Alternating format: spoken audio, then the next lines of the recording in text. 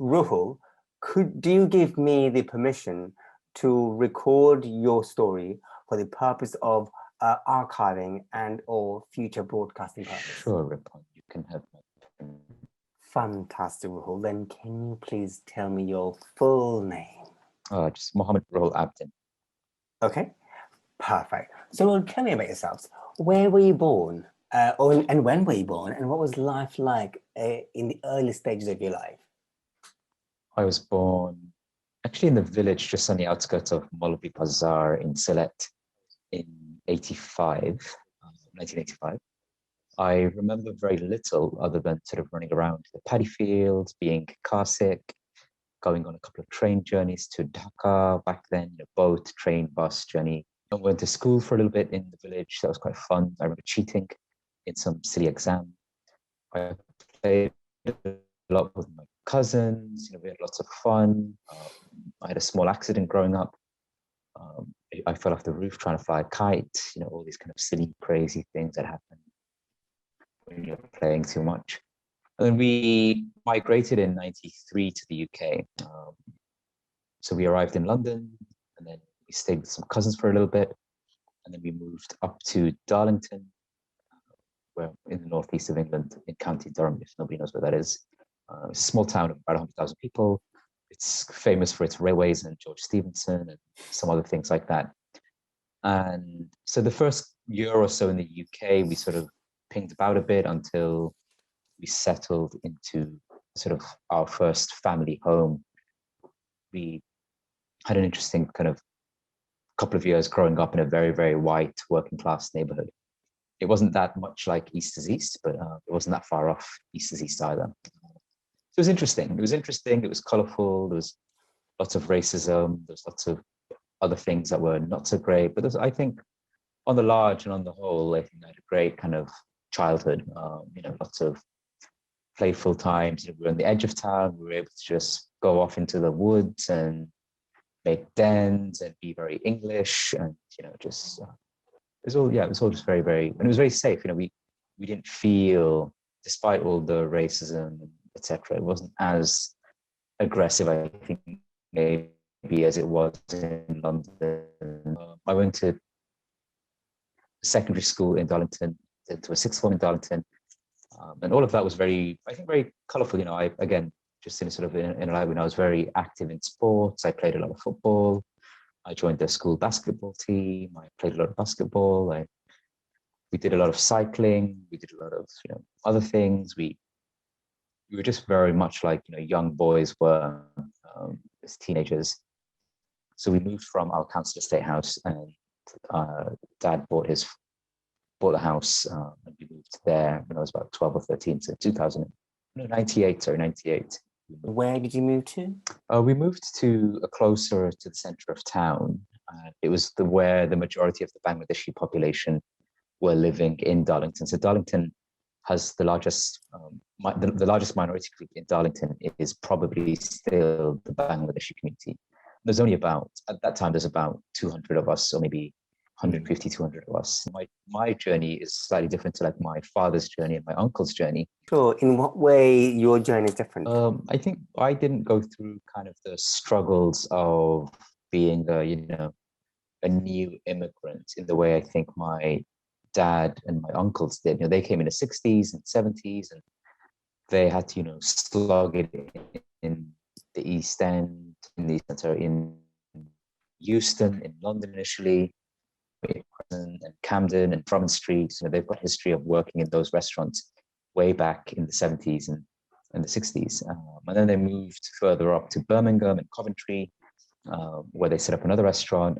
And then they moved up to Darlington. They were like pioneers. They were probably the first people to arrive in Darlington in sort of early 80s. Set up, the first or second restaurant. And I imagine they encountered a lot of racism and a lot more attacks on who they were, and they probably questioned who they were, having left Bangladesh before it was formed and all of those kind of things. But and they have a stronger affinity to the motherland probably than I do, to the village specifically. Whereas I've been, in and out of Bangladesh now for 10 years, and I've been to the village a couple of times. Whereas I think they've got much stronger. They've invested their money, they've bought land, they've built property, they've invested in the family, they've supported extended family. As you know, the sort of the fantastic kind of almost typical kind of Sylheti migrant male narrative. Then I'm part of a big extended family. My dad had 2 wives. I'm one of 12 children. All these kind of crazy narratives that come with that. I'm one of 6, and I have 6 half siblings. And we all, at one point, he decided that it was cool to have both families living, down the road from each other. So, all kind of bonkers in the grand world of things. But I think, and my older uncle lived in the same town. He lives across the road, and my dad's cousin lived around the corner, and they lived, then there was a bunch of them, and my dad's brother's children were living in the same town. There was a whole bunch of them. So, we really had quite a large village. Our village family were represented in Darlington. So probably it's about 60, 70 people in Darlington who are my immediate first cousins or second cousins from my dad's side. So it's just very intensely intimate and close. And we've been very close growing up as families, and they're all very close still. So now, and then I went to university and studied and never really looked back. So at what point did you kind of realize that the drive for your education was a way to move away from your setting, or was it something else that drove you to go for education? I'm not so sure actually. It's weird, I guess, because I'm very geeky to some extent. I used to read a lot of books. I used to draw a lot. I used to also play a lot of sports. I was just very, very active and absorbing everything around me all the time. I'm just very engaged with it. And I think there's probably some books that I read as a child, and I just thought, there's more to the world than Darlington. And what are my ways out? And I think going through school, I really got excited about architecture, and that was my calling. I felt probably by age 13 or 14, I realized that actually, what, I'm good at a few things.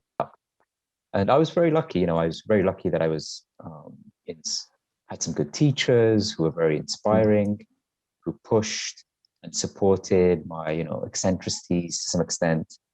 Who believed in my artistic abilities, who believed in my other abilities, and just allowed that to sort of come forward. And I think I left school with a bunch of A grades, straight A's and whatever, and went to sixth form and didn't think too much about it. I just thought, what, I'm definitely going to university. I'm definitely going to do this. And there wasn't ever really a thing where I would think about leaving Darlington specifically to not come back. And, I was the first person in my family to go to university. So I didn't really have much family support with the idea of pursuing higher education. My dad, I think, I came home with him with my grades, and he was just like, okay, well done, what are you going to do with that? And I was like, well, I'm going to go to college and go to university. He just sort of looked at me and said, we need you in the restaurant. And I just sort of said, that doesn't make any sense to me. I'm like in the 5th percentile of whatever, and this potential of all this kind of stuff. And I'm looking at these statistics, and he's telling me, I need to go work in a restaurant. And I'm like, okay, maybe we have very different life goals, which is okay, and I'm not, and I totally understood where he was coming from, but I just sort of ignored him. He's not my role model. I absolutely admire and love him for what he's done, but I don't look up to him as a person to emulate. I don't want 12 children and 2 wives. Well, then so you went to university. What did you discover then?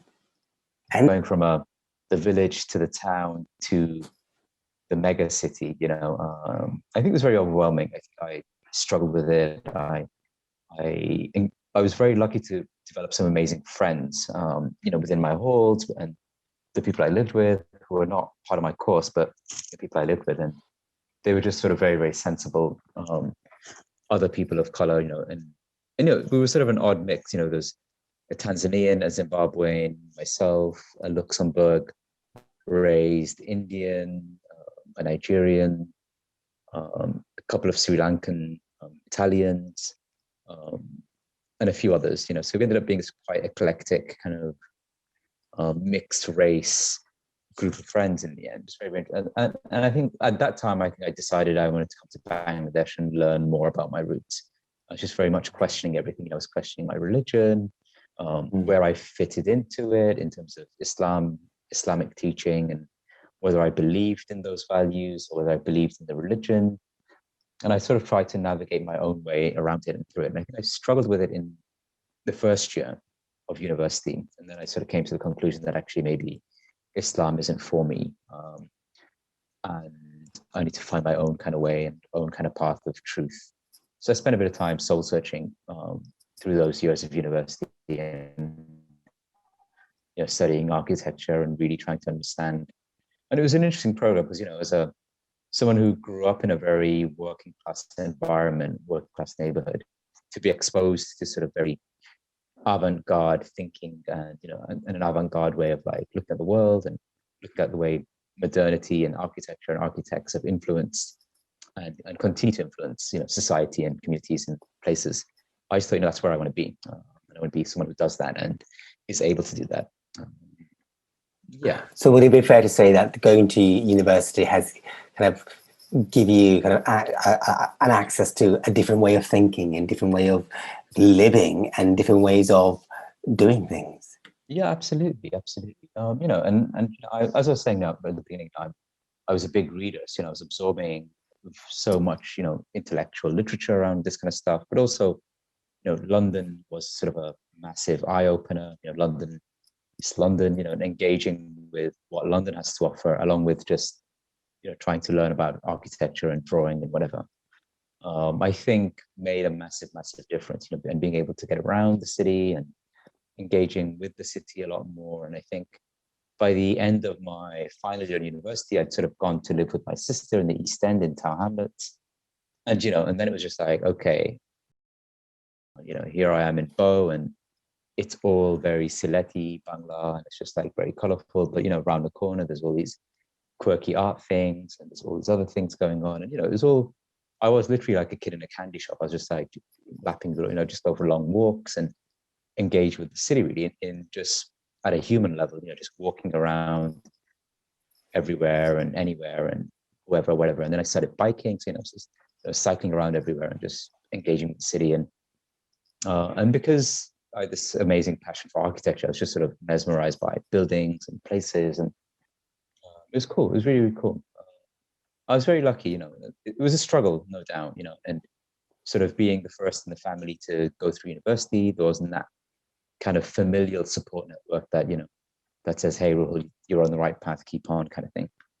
But, and having said that, I'm coming a lot later, a lot longer after, in the early 2000s. I went to university in the early 2000s, and still then it felt weird to be like the first in my family, and as I was saying at the beginning, also I have a massive family, and it felt really weird to be one of the first people to go to university from my dad's side, especially. But then I had really amazing role models like my aunties, my mom's cousins, who were up in Newcastle, who were just really amazing human beings, who were all sisters, and they'd all gone to university, they'd all gone to support their mom and dad and their family in their various ways, despite being very conservative Muslims, but then also being very radical, progressive kind of feminists at the same time. And there's lots of kind of overlaps of that, lots of powerful kind of mother nature kind of nurturing and support that came, that I think I think others have really benefited from. Just having aunties and mothers and khalas and whoever, who are just very in tune with what's going on, and just being very supportive of whatever, and being very critical and interesting. But one of the first things that I did after the first year of university was to take a bunch of these mixed race friends up to Darlington and have them stay at my house with my family.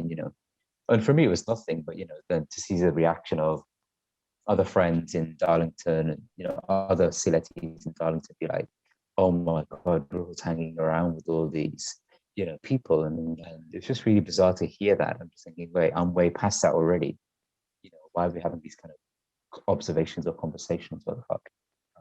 Yeah, it was Mm. just interesting. Just very, very intense kind of upbringing. I think just environments were shifting, and have forever been shifting.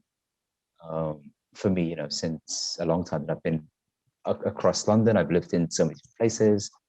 In terms of your sexuality, um, at what point did you realize if you were gay or your sexual orientation played a huge part in who you are? Um, I'm not so sure actually. I think I've always known, just in the way I was growing up, like my fascinations with, like the Littlewoods catalog and looking at the underwear section and things like that, way back then, because I think it was very hard to access those kind of things. Some little cute kind of things as teenagers, I think, that were interesting, and I'd rip out a page or two, and they'd be gone, um, and then my drawings would sort of, habitually kind of foster around penises and all these kind of fun things. All these sketchbooks are probably still in Darlington somewhere if my mom hasn't destroyed them, or if others haven't seen them. What do I care? But it was just full of all that kind of stuff. And there's like smut, reading smut, and seeing porn magazines and whatever. And I think, and I was very naive in Darlington, and very much a Sylheti rude boy type kind of attitude. I think, with the gang, with the boys, going to the mall, shopping center, and trying to chat up young teenage girls as well at the same time. And I was the one that was like always able to just go and chat to people. So I'd be the one instigating liaisons with my other Bangladeshi friends, saying, "Oh, hey, my friend likes you. What do you think?" Da, da, da, da. And I also grew up, having girlfriends and being attracted to some amazing women and young women at the time. So there was aspects of my sexuality I didn't really think too much about. I think the thing that I wanted to resolve was my relationship with religion. That I felt was the one that was most troublesome. And I spent, I think, throughout university and even before and after, just really resolving where I felt that should sit within my own kind of core being. And I think once I'd resolved that, then it was much easier to, let everything else happen. And I think until then, I hadn't really engaged with doing it. I had the fantasies, and I was doing all of those things that one does as a teenager. But because I was able to, express myself through my art anyways, I was doing a lot of journaling and writing and all those kind of things. So I didn't really feel at any point that I was suppressing myself. I was just on a journey, the process. And I just sort of said to myself, I need to be comfortable in my own skin before I engage with myself with others or get into relationships with others, and just get all of my closet kind of cleared, so that when I do engage and do those kind of relationship things, hopefully I'm not, taking baggage with me that's negative to any relationship. So that was the biggest challenge, I think, for me, was just to really let go and have some strong conversations with my family, strong kind of conversations about stuff that happened growing up that needed to be said, and then dealing with those kind of repercussions were very, very kind of traumatic kind of repercussions. So then it made my resolve. So what happened is, after graduating, I came to Bangladesh for a year. I traveled, again, sort of reconnecting kind of in my own way, just traveling through the whole country, villages, towns, seeing the architecture, seeing what Bangladeshi architecture is about, meeting some amazing people, young people, who just also had finished studying, were just doing architecture. There's all sorts of small counter narratives that come up from all of that. I mean, you mentioned a bit about trying to kind of reconcile with religion. Do you feel you've done that? For sure, yeah, 100%. How were you able to do that? What was your journey? My journey was that I really wanted to connect with Islam. So I pursued trying to understand it better, looking at scholarships and talking to people and engaging with it. And I had a cousin who was very engaged with kind of Islam, and he was also just, I think, a year older to me. And then I think a part of me sort of got drawn to Sufism because of kind of the Sylheti connection.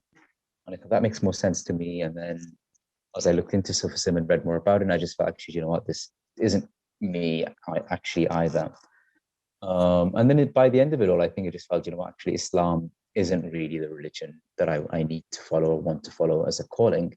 You know, I very much appreciate the sacred space of a mosque. As a man, I'm able to enter and have this, but then, you know, there's all this kind of counter narratives of, but, you know, these mosques aren't really inclusive and accessible as we deem them to be. Yes, philosophically, ideologically, they are meant to be these kind of spaces where anyone can go and be, you know, and have a space to pray.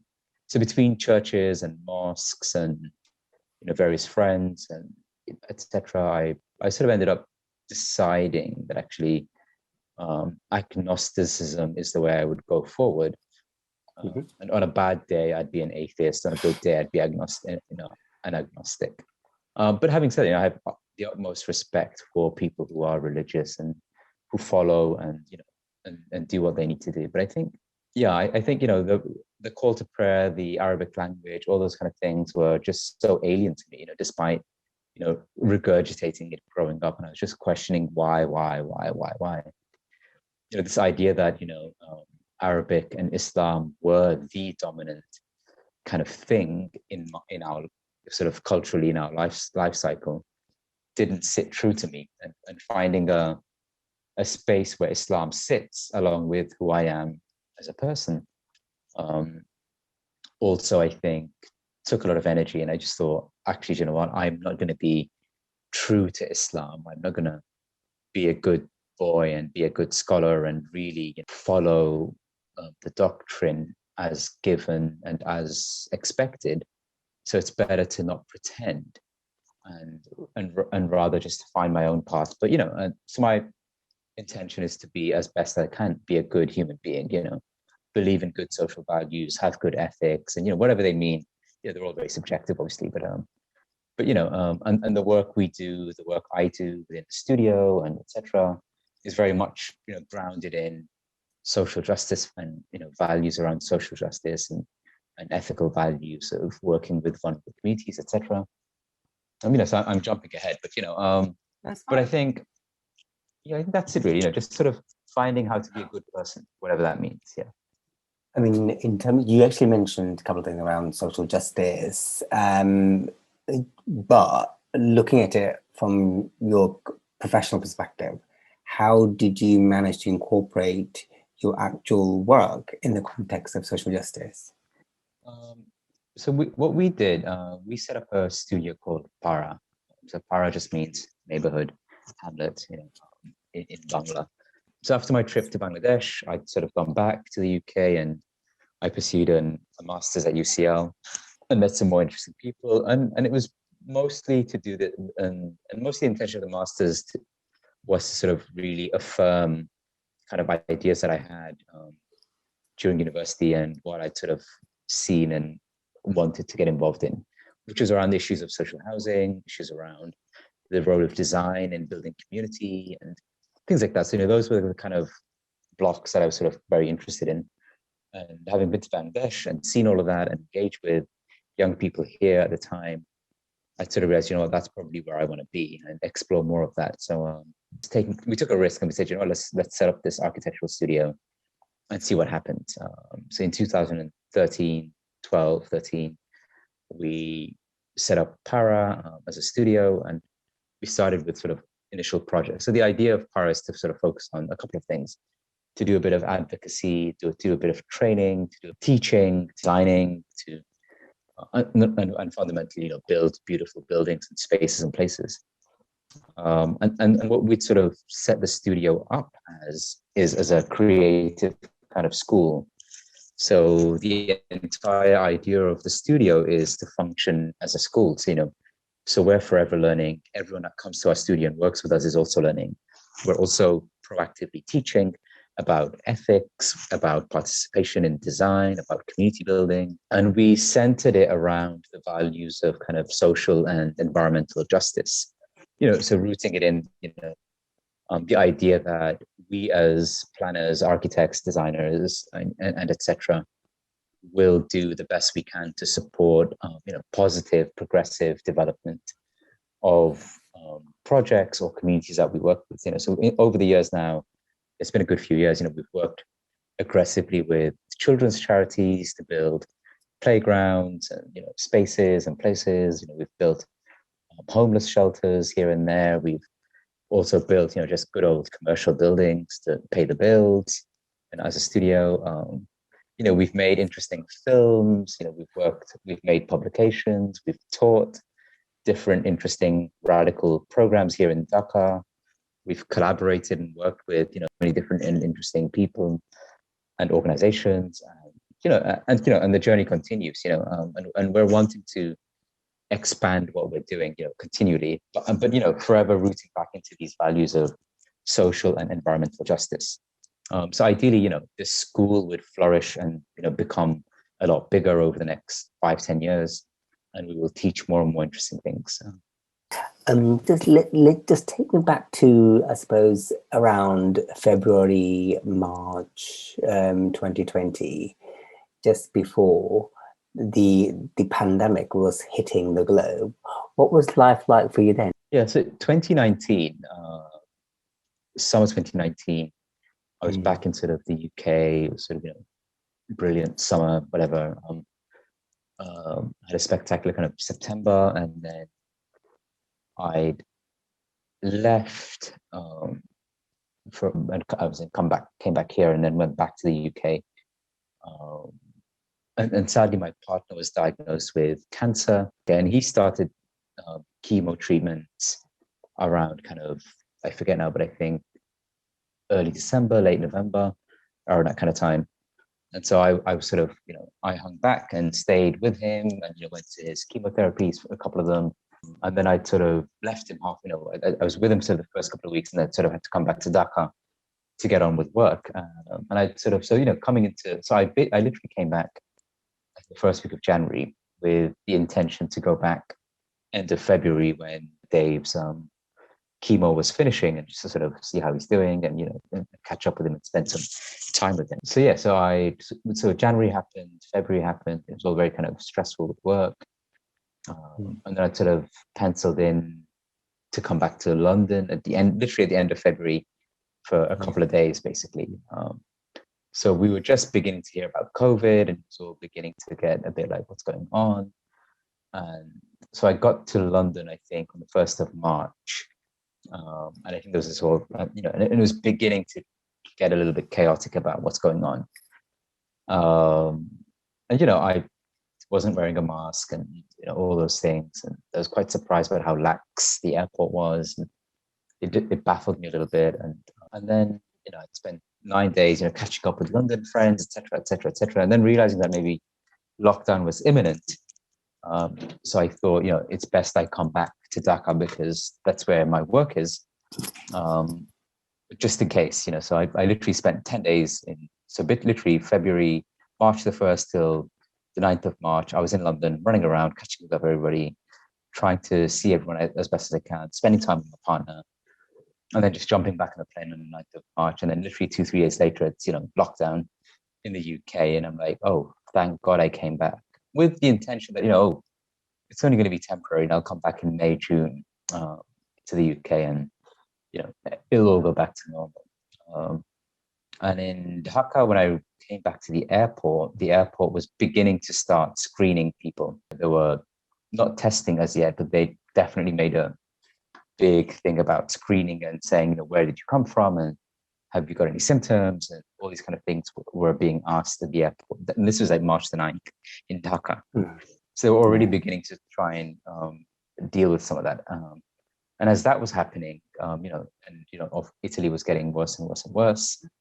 A lot of people were returning back, migrant workers were returning back from Italy as well at the same time. And all of a sudden, Dhaka became like scared. Dhaka was like, yep, we're panicking now. We don't know what's going to happen.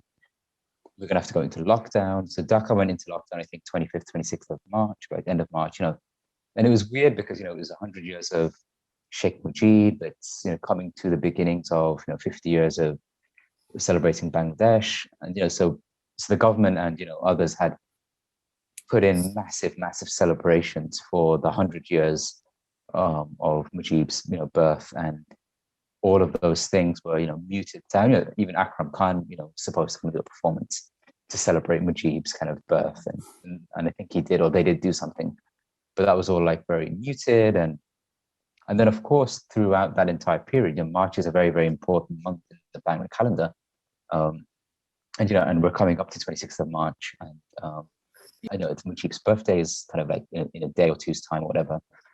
So March is loaded with like really important kind of dates for the Bangladeshi people. And so we go into lockdown and everything is just like shut. It's just so weird, so bizarre. And we were just thinking, how are the poor people going to survive this? We're just thinking, the government isn't giving, guaranteed income to anybody. There's no kind of grants. There's no, distribution of wealth to, people, to businesses or anything, So we were in lockdown, and then just like, what happens next? Like, how is food going to be accessed by people who are on day jobs, who are daily earners? Majority of the city are people who work, rickshaw pullers and, factory workers and, bus drivers and things like that, all the blue collar workers who literally had their entire life savings, etc., life upside down, very, very quickly. And so a lot of people, and the government basically called it the grand holiday. So they called it the something chutti buligasi. I've forgotten what it is now. So when you say holiday, you mean what? In a sense of like all those lockdown, but you just stay at home, but you don't get paid, and that's it. Yeah, it was just holiday. It was just like it was just this big chutti. And but no income coming in. For everybody and anybody, and even our studio, we had to, we struggled at the point because we were doing a bit of work with one of the UN agencies, and it was meant to be this amazing bit of research literally running around Dhaka's 4 cities, Dhaka North, Dhaka South, Narayanganj, and Gazipur, doing this amazing research, looking at street food and urban farming, and so overnight, all of that is non-existent. No one can sell food in the streets, no one can do anything, no one can work in the streets, no one can navigate the streets, all buses were shut, all trains were shut, everything that's public related were closed, schools, universities, all offices, all corporations, everything was just shut, for about until the end of Ramadan. So literally all of April, all of May into June, so 2.5 months, it was just like, what the fuck is going on? And probably within 2-3 weeks, people gave up, and I think we attempted as a studio to stay in for a couple of weeks, but then this project was being hampered, and the client was being very shitty, and and we just think, we're going to just need to find a way to do work on the streets because it's just ridiculous. So we're just wearing masks, we're wearing gloves, and we're doing what we need to do, just being as precautionary as we could be. And it was hard. It was just really hard. And then and we were interviewing people at the time who were living in Korail Bosti, which is the largest slum, and who were just saying, you know what, hi, we don't have any job, we don't have anything to do. How are we going to be surviving? What's the deal here? And even they were feeling sorry for kind of middle class people. They're saying, Chika, we're getting a little bit of, food parcels and whatever from the government. It's like a month's worth of rice and dal and oils and other things, the staples. But the middle classes weren't getting that. So there was a lot of support towards the poorer people because they were visibly poor.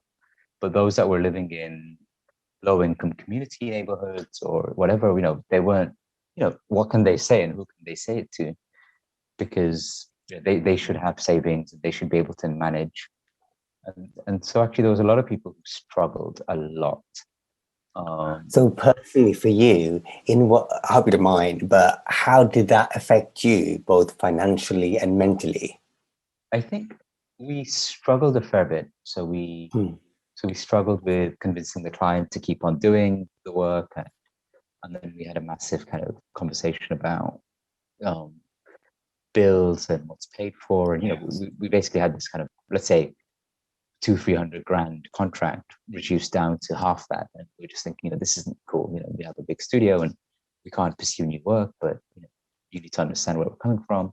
And we were also supposed to be teaching, but obviously we pushed all of that back a lot. So, so we were supposed to teach in March, and we had to basically postpone the course, and then we postponed it until like October, basically. And then we started it around October. So that was really hard as well, because then that stopped a lot of our work from being done. And then we sort of kept on going by doing small things. But and I was lucky because I'm living in a nice place. I've got some good friends here, and I know I was able to go out for a walk. I have a nice park nearby, etc. And there's one or two friends who we became basically, COVID buddies, basically. So we supported each other in that kind of way. We had our bubble, and it was quite cool. So that was quite good. Fatima, who lives in Cyprus, so we had a really kind of interestingly weird kind of time in the same way. But and having said, I occupied my time starting one of my kind of creative kind of drawing projects, which was just as sort of a way to control my mental anxiety, I guess. I couldn't meet guys, I couldn't be doing naughty things like that. So so I just thought, what, I'm going to do this Zoom project, and there were a few others who were doing it. I just thought, yeah, it's a little bit risky, but I'm going to go for it and see who says what. So literally, I fired up one of the dating apps and said, hey, I'm doing this project. If you're interested, let me know. And it's just going to be Zoom video calls. It's just literally how you and I were talking, but the sitter would take off all their clothes, or as much as they felt comfortable, and then would pose, for 5 minutes, 10 minutes, 20 minutes, as you would, and then in that time we would have a chat. So it was interesting, really, having these conversations with these, queer, young, and old men, both in Bangladesh and elsewhere, about their feelings, about their concerns, about their issues. And I probably drew about 20 to 30 different people. There were very intimate conversations in that kind of time as well. A lot of people talked about the challenges they have with society, with family, with the real concerns of what it means to be potentially a queer identifying person here. And so it was both kind of humbling and harrowing, but also nice to do. In a way that it was also acknowledging that us Bangladeshi, the male form in its brownness does exist, and and it's real. So I think there's a big part of that said, we queers need to archive our own history, because absolutely, because nobody else is going to do it for us. Yeah. And even if they will become some sort of a guinea pig project for some researcher or whatever. And so it's that lens of, oh, hey, let's poke at you and say, oh, tell me all these interesting things. So how do you have sex? Is it like this, or is it like that? And so I think those kind of things are very, not problematic, but I think important to just start. I think there's lots of amazing activists here that I know who do much more amazing, groundbreaking kind of things here. And it was just really to contribute to that body of work that's being done, but in my own kind of way, without putting anyone at risk or putting anyone at danger, or because I think it's not safe to be out here. So so that's something to keep in mind, that it's not safe to be a gay person here, or a queer person here, or a trans person here, despite some protections that might exist for the trans community. When you say it's not safe, you mean physically it's not safe? Do you mean homophobia is still systematic? What do you mean? There's, so there's a couple of things here. There's the sociocultural aspect, in terms of people aren't aware of many things. There's the fundamental religious kind of extremisms that trickle through as well. There's just the cultural kind of connotation since Section 377 was introduced here by the British. So that also plays a role in kind of what people can and cannot do in terms of the Sodomy Act or the Buggery Act. So that law still exists, and it hasn't been overturned yet. And so people are aware of that. And then there's also real threats from the police, from the government instrument, from other people. There's blackmail, there's potential to blackmail, and actually during lockdown and just after, a lot of people on Grindr were being blackmailed, were being picked up by just random people in the streets, but in a car, and being held to ransom. So those kind of things were happening. They're being picked up from Grindr and things like that. And the activist community was trying to get Grindr to be like, hey, you need to like help people when this is happening. You need to do something about these people that are catfishing. And I know a bunch of people that happened to, and it was really scary to hear these stories. So even I'm aware that inviting someone to be on a video and to have that conversation, it's a huge amount of trust already, because I could do anything with that. I can record the video, I can take pictures, and I can immediately start blackmailing them and say, hey, if you don't give all your money, I'm going to just put it out there and say this person is gay. And that's problematic for people individually, because in the way family structure is here still, we're all living in extended families, and people are very aware of what other people think. So that perception of what other people say is very, very real here still. So there's overlaps of cultural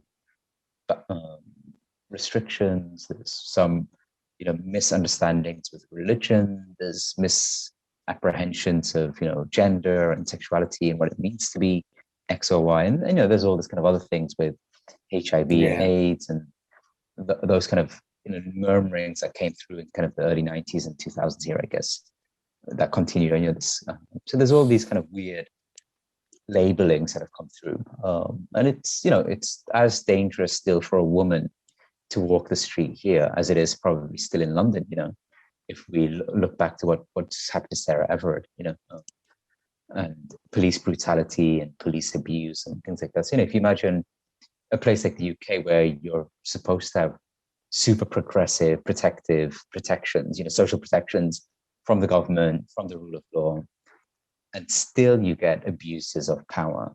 Imagine in a place like Bangladesh where none of those kind of things can be enforced. And we've had activists go missing, we've had people be arrested, we've had recently, and actually during COVID, the government was very aggressive in terms of putting pressures on people to not be negative about COVID, in their own kind of way. And we've got this strange kind of Digital Security Act that was passed in 2018, which gives both, the government, the state, whatever, powers to pretty much arrest anybody for anything that they deem to be offensive. So, so it's like carte blanche to do whatever the fuck they want to some extent, because it's not specific. So Ruhul, obviously there's a lot going on for you. So how do you cope with these sort of things? Yeah, I think I'm lucky. I have an amazing extended support network. I have amazing friends and amazing colleagues. My chosen family is quite spectacular, quite beautiful, supportive. Yeah. And then I escape to my art, my writing, my making. And I've recently retaken up doing sports, playing basketball again, doing gym again, and things like that. So I think I'm aware that I'm very close to exhaustion as well. I've been here 12 months now, just over 12 months, and it's been literally non-stop. And in between all of that, we set up a massive, crazy fashion brand. We launched a sustainable fashion brand. So so we were having a lot of fun as well. We were doing fashion shoots and fashion campaigns, fashion shows and all these kind of things. So I think I threw myself into work. I think that was my coping mechanism.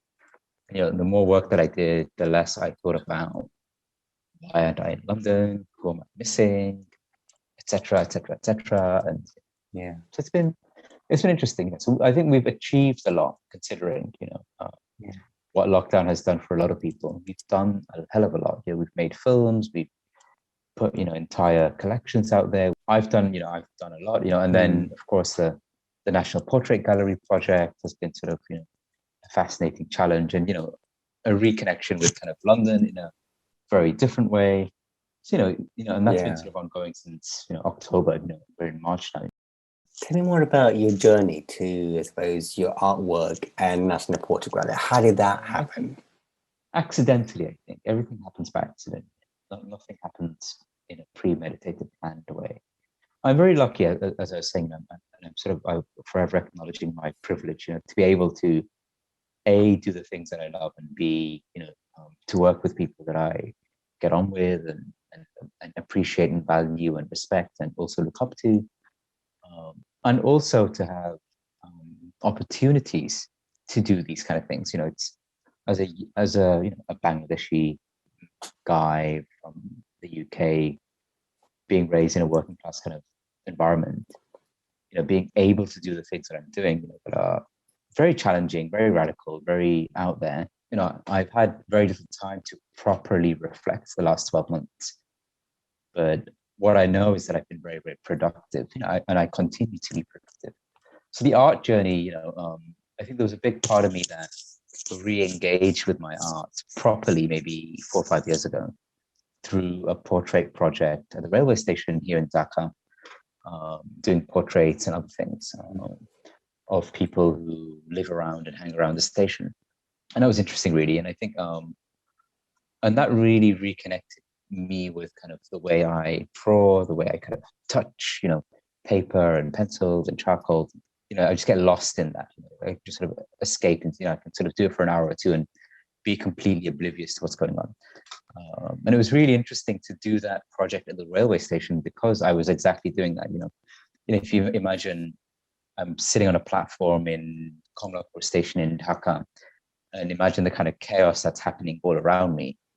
And I'm asking someone to sit in front of me, and I'm just on the floor, just then I'm just like getting into my zone and just drawing, and then you'd get sort of a circle of people kind of gathering for a little bit, and and I would just completely just zone them out, and they wouldn't exist. And it was just really powerful. I'd go back once a week and redraw some of the same people. So it's really a really powerful kind of, just not a documentation, but just an appreciation kind of me being able to just do my art, but also then building this kind of relationship with this group of people at the station in a nice kind of way at the time. And it grounded me in a very, very interesting way. So that it reminds me. So yeah. So that's why I pursued sort of doing the art project during lockdown, because I knew that I would just be in my space and, it wouldn't be anything other than just doing, this thing and no one else but me and the subject, even though it's on. I was hesitant initially to do this kind of Zoom drawings, but having done a few, I was like, actually, it's not so bad because the conversations were happening, right? So the interaction was there, despite it just being a screen. And I think doing that, also, exhibiting some of my work and being involved in, the cultural organization called Oiticho in London as well, and hosting exhibitions and supporting other British Bangladeshi artists and creatives to also, showcase their work and present their work. So I think this curatorial aspect of who I am, the creative aspect of who I am, the strategic planning aspect of me, and the sort of the designer aspect of me, the teacher aspect of me, the mentor aspect of me. There's all these kind of dimensions that I forever want to kind of create into a whole, so that I was very careful to. There was a lover that I had who was a lot older, who was trying to reconcile his various identities. And, he'd created very, very clear boxes, when he's this person. When he's that person. When he's this person. And when we'd met, he was trying to reconcile these boxes into one person. And that really struck me, I think. And I was just really struck by the fact that actually, hang on a minute, why do I need to keep Ruhul the Darlington boy, Ruhul the London boy, Ruhul the Bangladeshi, Ruhul the artist, Ruhul the non-Muslim, Ruhul the artist, Ruhul the architect, Ruhul the, the business person, all these kind of, Ruhul the friend, the brother, the son, the whatever, the uncle, etc. All these different Ruhuls, are very different to each kind of box. And I just thought, this is really beginning to get like a lot of hard work. I can't do this anymore. I need to just be one person. So how do I do that? And I think that's something that I think has been the journey for the last couple of years, just trying to become a Ruhul, not multiple Ruhuls. So then who is this I think, a Ruhul? Someone who is curious about himself, his environment, who's sensitive to and caring about the people around him, and supporting and mentoring other creatives and other Ruhuls, I guess, for want of better words, and supporting them, or enabling them in their journeys to become themselves. And also, I think, someone who is aspirational. I think, I'm very aspirational. I want our studio to be doing amazing things. I want us to be doing beautiful work, meaningful work. I think that's the most important thing. How does one do meaningful, beautiful design work, meaningful, beautiful artwork, meaningful, beautiful, just work? Labor is a big part of our identity, right? We spend 9 to 5 doing what exactly? And I think that's something that I've been able to appreciate, the value of time. I'm aware that, what I can produce in an hour versus what I can produce in a couple of weeks versus what I can produce in a year versus what I can produce in a couple of years. On my own, with my team, with fellow collaborators. And I think appreciating that is a big part of who I am. And then along with that, being able to love and be loved and caring about that aspect of my sexual identity. I partially don't care so much about this kind of the queerness or the gayness of who I am, but rather this idea of the ability to love or not be loved. I think that's the bit I think is really important to hone in and center on. How do we love, and who do we love, and and how are we loved? And who loves us? And how can we expand on that? How do we continue to share those values that share love, care about spreading love and care about continuing it to develop that in a meaningful, powerful way. I think, and that's been the thing. How do I have loving relationships? How do I have love-based friendships? How do I have platonic love relationships? How do I have filial love relationships with my family, with my chosen family, with my my extended family? How do I have brotherly love with my friends, with my siblings? All these kind of things. So I think all these different dimensions of love, I think, are really important. So I think engaging with that has been probably the most powerful personal journey that I've been on. I've not gone on to do wishy-washy meditation things. I don't do yoga. I don't do. I haven't gone off into self-help world. I've just sort of inwardly reflected and just thought, what, this is where I need to focus on. Just really hone in this idea of what does love mean to me, and how do I express it. And I actually struggled with that growing up. Being part of a very big extended family, there's lots of love around, but it was never expressed. My mom and dad were not, expressive in that kind of way. They were expressive to others. Very, my dad's an elder now. He has lots of grandkids, lots of great grandkids. He's hugging them, cuddling them, all these kind of things. And there's all kind of things there that I'm just thinking, wait, he's never really done that with us. And maybe he's changed a lot.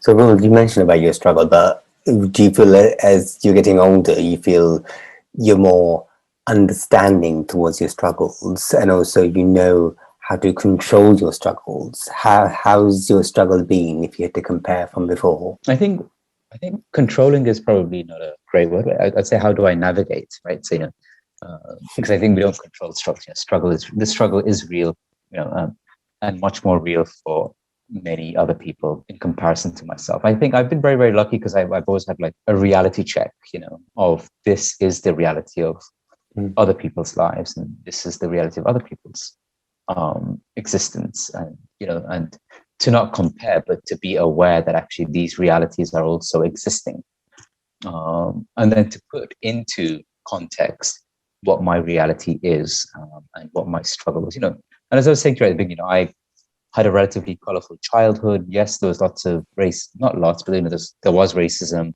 It happened, it happened in my primary school. It happened a little bit in my secondary school. It didn't happen in my college. It didn't happen in university so much.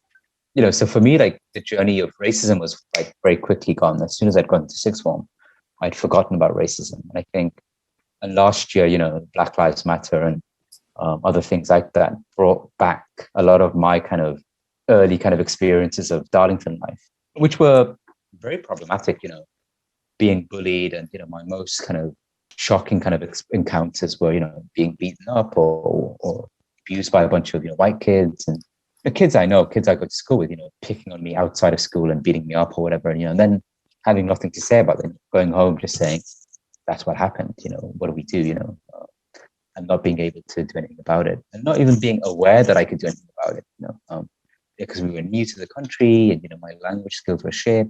And I didn't know the rules of the law. I didn't realize that that was a thing that you could. I was very clear that we were a minority and the white people ruled. That was something that you just know. When you're a minority in a place, you just know you're a minority, and that you're not going to get the protections that you feel you ought to get. And I see that here, with minority communities we've worked with here.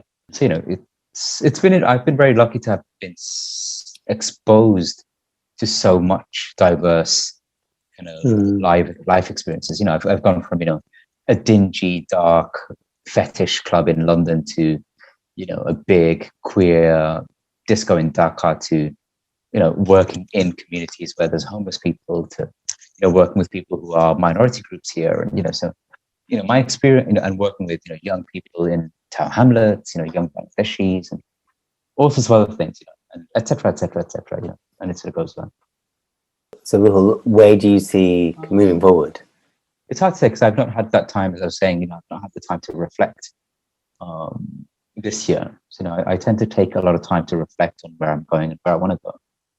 So the journey we've got with the studio is very clear.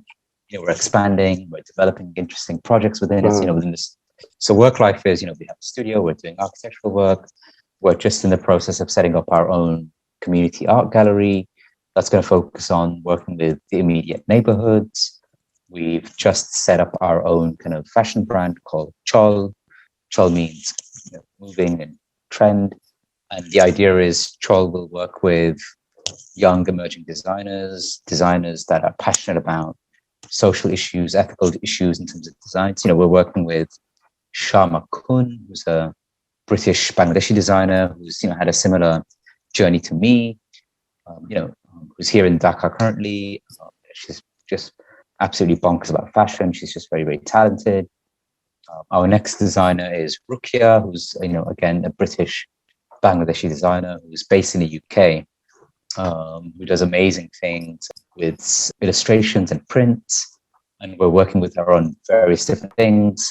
She's a school teacher. She's a textile school teacher in town hamlets.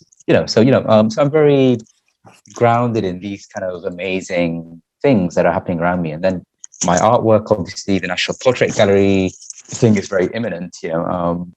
I was quite surprised that they selected me because I was very open about being a queer artist, and I said explicitly in my interview that I would be exploring various issues, including the queer British Bangladeshis, if that's possible, obviously. And I think at the time I wasn't I'd interviewed for it from here in Dhaka over Zoom.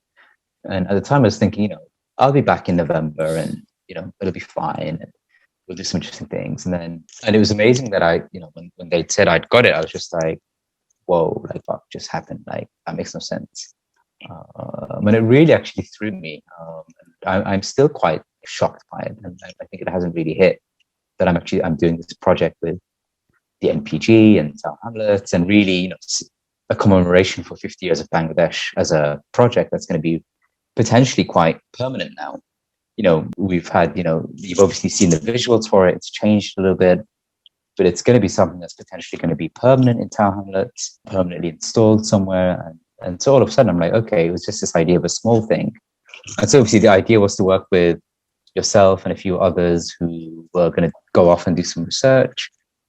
We did some workshops, and I tried my best, obviously, to support people in their kind of individual journeys of researching. It was a really, really interestingly designed project, having 15, 20 other British and Bangladeshi, Town Hamlets based and London based kind of individuals who also were keen to explore their heritage in a 50-year perspective. And then, I think the idea that came forward was that it had to be something that was interesting, but also something that included a lot of these kind of stories that people had gone off to research. So what I'm proposing is not to celebrate individuals, but really the community. something that's very, very Bangla, but something that's very, very British as well, celebrating some of the kind of now, I guess, British craftsmanship, but also celebrating some of the Bangladeshi craftsmanship that since I'm here, I'll be taking textiles with me from here and incorporating it into installation, and hopefully it'll be ready by the end of April. We've toured Okay. abroad, I think. Yeah, so and I've pushed for. I did say to myself, you know what, if I'm going to do this, I'm going to do it, to the best of my ability. And actually, the committee and the people like the idea so much, they've gone off to find additional resources to make this thing happen.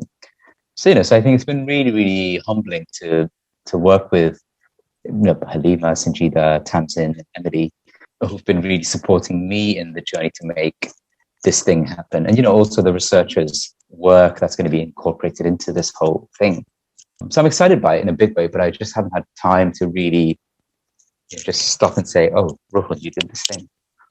So I'll be coming next month, hoping to see it installed, and then there'll be, I guess, some sort of an opening, some sort of an event. So when you say you're coming next month, do you mean you're coming back to UK next month? Yes, yeah, to London.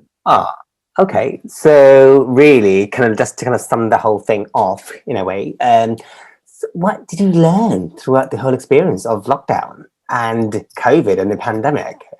What I learned was a couple of things. Mental health is super important, and you really got to find ways to look after it.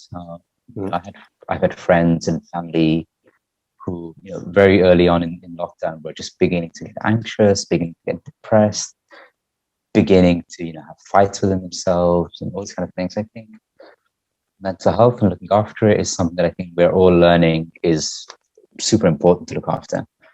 And then the second thing would be, to find your vice and throw yourself into it.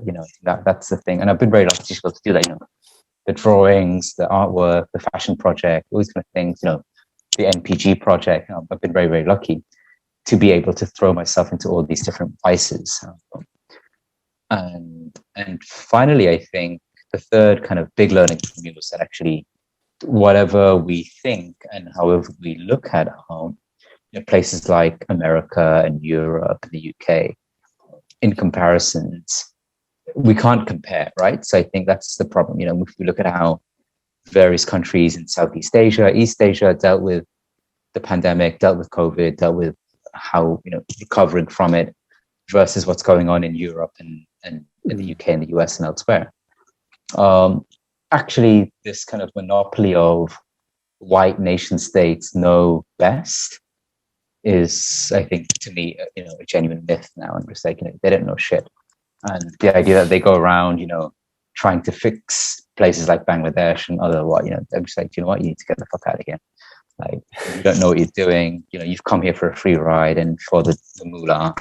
You're not here to do, you're going to be here for a year or two, and you'll talk about how great and, what amazing things you did in Bangladesh, but actually you probably did fuck all,